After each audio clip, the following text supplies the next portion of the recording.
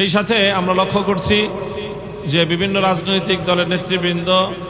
পরস্পর বিরোধী বক্তব্য দিচ্ছেন, আক্রমণাত্মক ভাষায় তারা বক্তব্য দিচ্ছেন, রাজপথে অশালীন নানা স্লোগান এবং অশালীন বক্তব্যের মাধ্যমে দেশের রাজনৈতিক পরিস্থিতিকে এটা বিনষ্ট করা হচ্ছে, কলুষিত করা হচ্ছে। এই জন্য আমরা সকল রাজনৈতিক পক্ষের প্রতি উদাত্ত আহ্বান জানাবো যে আমাদের বিরোধ থাকবে, মতামত প্রকাশের স্বাধীনতা সকলের থাকবে, ক্ষোভ প্রকাশ করার যেই গণতান্ত্রিক অধিকার সেই অধিকার সকলে ভোগ করব, কিন্তু সেই অধিকার ভোগ করতে গিয়ে আমরা কোনোভাবেই যেন আমাদের দেশের শান্তিপ্রিয় রাজনৈতিক পরিবেশকে কলুষিত না করি এবং একে অপরের বিপক্ষে মারমুখী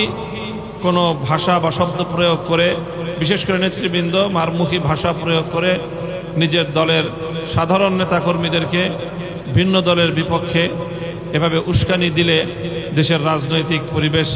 আরও ঘোলাটে হবে। সেই ক্ষেত্রে দেশের জন্য এবং নির্বাচন যেই আমরা আমাদের যে আসন্ন জাতীয় নির্বাচন আমরা মনে করি এই ধরনের পরিবেশ সৃষ্টি করতে থাকলে, এভাবে হানাহানি এবং পরস্পর বিরোধ অব্যাহত থাকলে নির্বাচনী ব্যবস্থা